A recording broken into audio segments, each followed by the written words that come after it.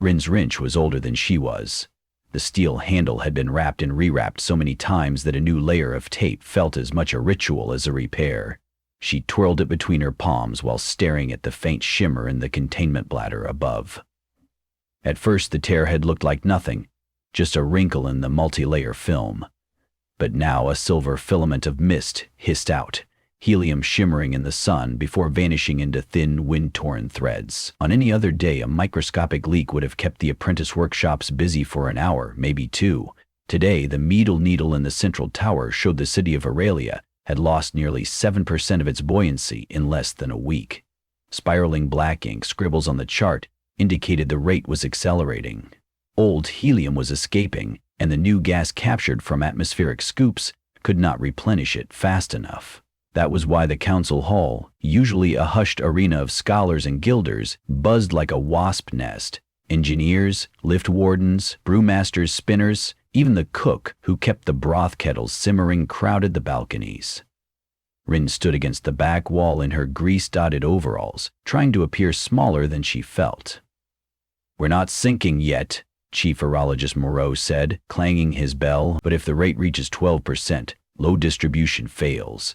Then the supporting girder rings bend, we tilt, and the city tears itself apart in mid-air." Murmurs, curses, a few choked sobs. "We have plenty of canvas patches," someone shouted. "Seal the holes." "It's not canvas tears," Moreau answered.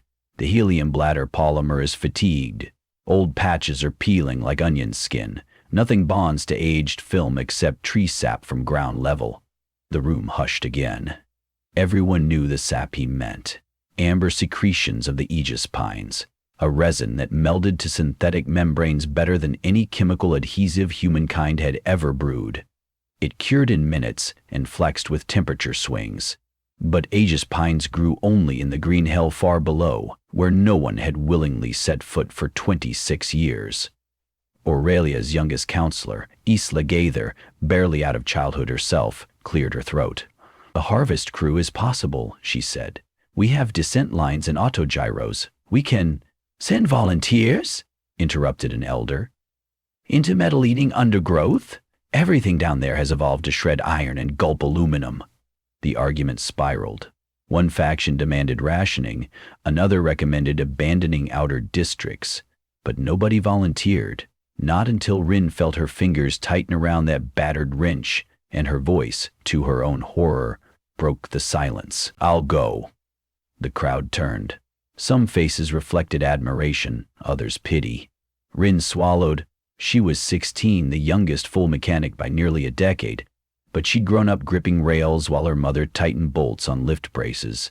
She knew the hiss of helium leaks the way others recognize bird song. Most important, she understood what 7% depletion really meant. Master Ola here, mentor. Shoulders like gear housings rose beside her. "Rin's good, but she won't do it alone." "Won't have to," she answered, surprising even herself. "I need rope, a resin digger, 2 kilos of ration bricks, and permission to borrow the glide harness." Permission was granted, though it felt more like collective relief than trust.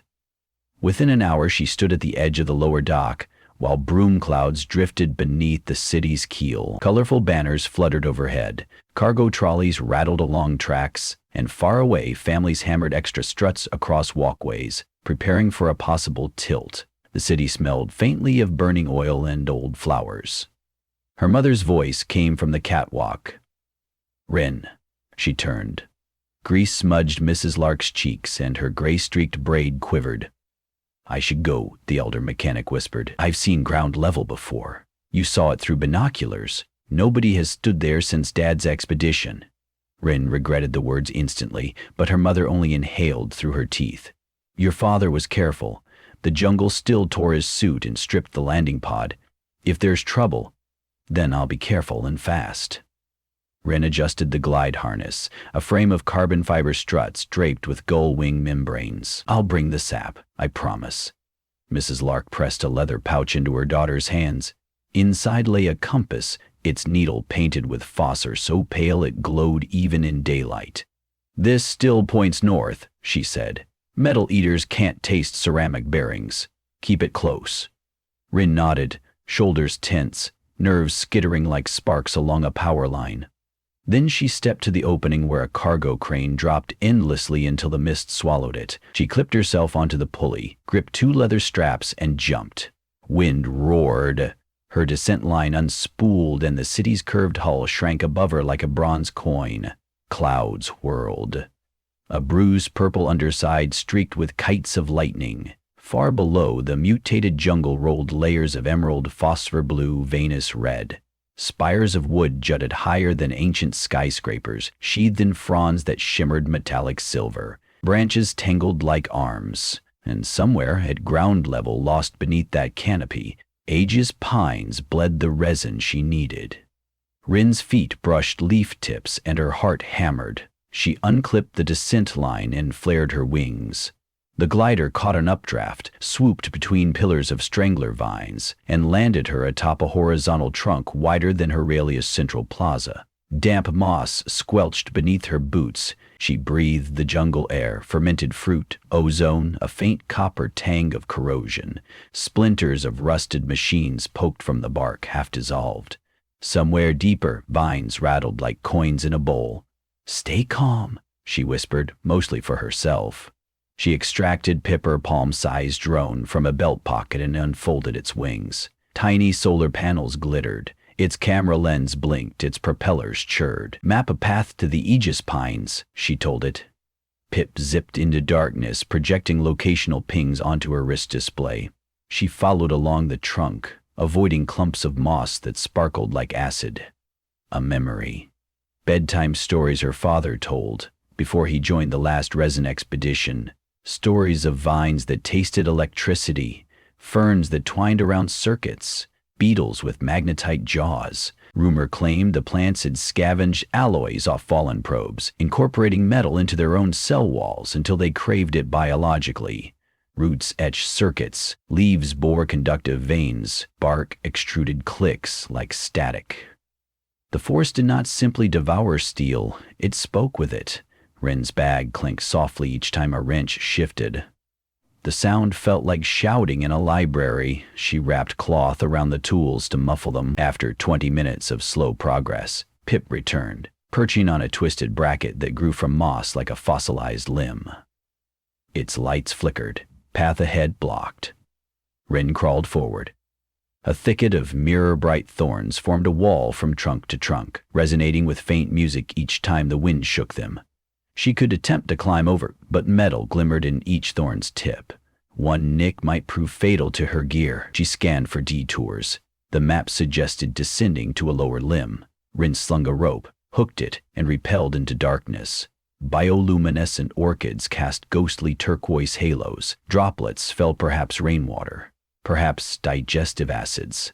She kept her helmet visor down. 2 hours passed. Twice she heard vines snapping behind her, leaves flapping where nothing visible moved. Each time she quickened her pace, mindful not to clang. Pip beeped urgently. Ahead, daylight slanted through a gap, revealing the Aegis Grove. Monumental trunks, bark like braided glass, seeping golden resin that hardened into translucent scales. Rin's breath hitched. Each droplet was life for Aurelia. A promise of lift, of sunrise over cloud seas instead of hurricane eyes. She advanced, but a ripple shivered through the undergrowth. Out of leaf litter rose serpentine creepers, coppery and jointed. They extended feelers toward the tools on her belt, clicking like coin edges. Rin's father's warnings thundered in memory. The jungle hunts metal. She reached behind her for the decoy pouch. Several discarded bearings bound with wire. She tossed it left. The tendrils pivoted instantly, whipping toward the clatter. The pouch vanished beneath their embrace. Sparks flared as crushing pressure ruptured bearings. The jungle tasting its treat. Rin darted right, heart thrumming. She knelt beside the nearest Aegis trunk, produced a bone-handled gouge, and scored the bark. Viscous sap oozed, warm against the cool shade. She pressed a collector vial beneath, watched amber fill. Another cut. Another vial. She needed 20 for the patch mixture. Each minute felt like an hour. A metallic twang behind her. One of her wrenches had slipped free, striking a root. Instantly creepers reversed, hissing, converging. Rin capped the last vials, stuffed them into a padded canister, and sprinted. Vines cracked overhead. One lashed, slicing air where she'd just been. A second wrapped her ankle. The touch burned cold, as though the vine drew heat. She slashed with her ceramic knife. The blade severed the tendril, but a freezing numbness spread across her boot, where metal eyelets spark-popped and fell away, corroded. She kicked free, ignoring the sting, and ran toward a shaft of upward light, a hollow that pierced the canopy, perhaps wide enough for her wings. Behind, the forest raged. Larger limbs moaned as they buckled toward her, bark peeling to reveal filaments of copper and manganese. Leaves flared silver, all directing solar charges into the hunt. Rin reached the hollow lip, threw open her wings, and jumped. Air whooshed upward, warm and fast. She angled toward Aurelia's distant belly. But below, vines uncoiled like ballistae, launching metallic darts that gleamed. One spear grazed her left wing strut. Carbon fiber splintered. The glider jerked. A burst of helium hiss rose behind her ears, a sound phantom, yet terrifying. Not from the city, but from her memory of what failure meant. She tightened her grip, leveled. Another dart struck lower ribs of the wing, but embedded in the cloth instead of fracturing. She yanked it free and let it plummet. Clouds engulfed her, mist soaked hair into her eyes. She kept climbing on thermal columns, straining shoulders until muscles ached. She broke through the uppermost fog bank just as sunset blazed crimson. Above her, Aurelio floated, silhouette lit by dying sun. But it was listing only a degree or two, yet enough to quicken her pulse. She sighted the lower dock, aimed, and descended in spirals. Crosswinds buffeted the damaged wing. The city wall loomed. She braced for impact, slammed into a cargo net strung between pylons. The shock flung sap vials within the canister against padding. They clinked, but held. Dock hands hurried, knives ready to cut her free. She landed on wooden planks, knees buckling, and inhaled the smell of brass and wood smoke. Home. A ring of anxious faces pressed close. Her mother pushed through, eyes bright, half angry, half relieved. Rin held up the canister.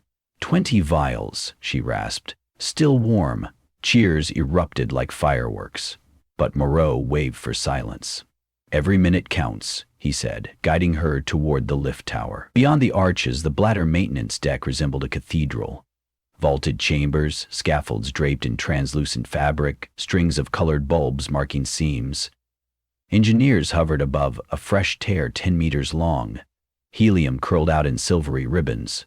Rin's limbs trembled with exhaustion as she unscrewed the resin canister. A rich pine and citrus scent flooded the deck. She mixed sap with powdered catalyst, stirring until the compound turned milky amber. "Pressure down another 2%, shouted a technician. Girders creaking on east ring. She climbed a ladder, boots slipping where condensation pooled. At the breach, polymer layers peeled like ancient parchment. She pressed resin into gaps. The substance foamed, then settled, fusing seamlessly. Steam hissed around her gloves but did not burn. An exothermic sigh as the resin cured.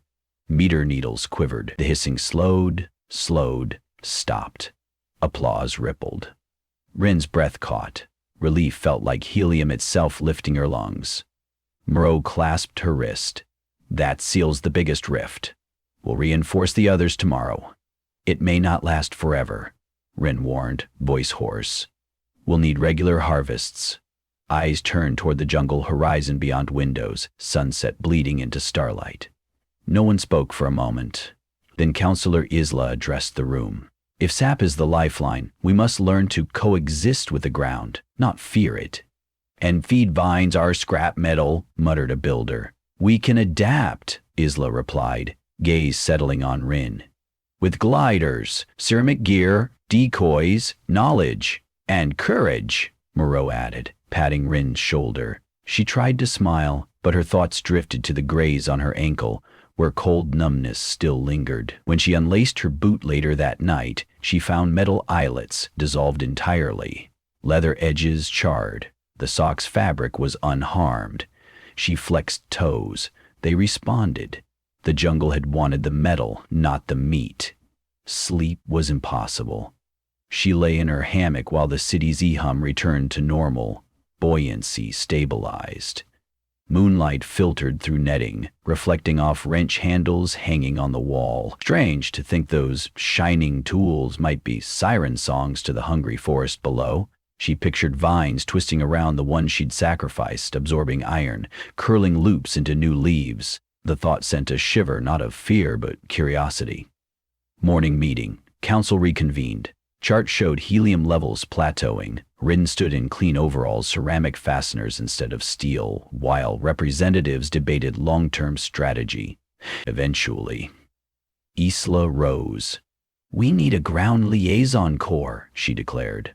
"Rangers trained to harvest sap, study fauna, survey metals. Rin Lark should lead the first class of apprentices." Gasps. Applause. Rin's throat dried. "I'm just a mechanic," she protested. "You're proof that a mechanic can survive what the colony fears most," Isla countered. "That knowledge should spread." Master Oleg flashed a grin. "I'll approve her leave from Gearworks if she still returns for bladder inspections." Laughter eased tension. The vote passed. 5 volunteers stepped forward. 2 urology students, a weaver adept with composite fibers, a former loadmaster with a prosthetic ceramic arm, and Tag, a quiet boy whose parents cultivated food algae. Rin studied each face. None looked reckless. All looked determined. Preparations filled the next 4 days. Wings were reforged using bamboo ribs and linen impregnated with resin dust. Lighter, flexible, silent. Satchels were carved from silk rather than canvas. Even toolkits were redesigned. Handle cores of glass fiber, bits of tungsten ceramic. Metal kept to a bare minimum, mostly sacrificial decoys. Rin spent evenings walking keel platforms, where children played again without staring at banked gauges. She found her mother tightening bolts on railings and offered a quiet apology for earlier harsh words. Mrs. Lark hugged her, whispering, "Your father would have been proud to see you finish what he began." They watched sunset together, as Aurelia's shadow drifted over the clouds, a hovering continent once more secure. Departure morning dawned copper and lavender. Wooden horns sounded, echoing through atriums. Citizens gathered to witness history, the first sanctioned descent since the Cataclysm migrations. 5 gliders, each wing striped with city colors, leaned against railings. Rin felt the world expand inside her chest. Fear, yes, but edged with exhilaration. Pip perched on her shoulder, wings humming. She addressed her team. "Remember, the jungle reacts to sound, especially metal. Move smooth. Drop decoys early. Avoid skin exposure around conductive surfaces. Collect sap quickly. Leave no trace but footprints.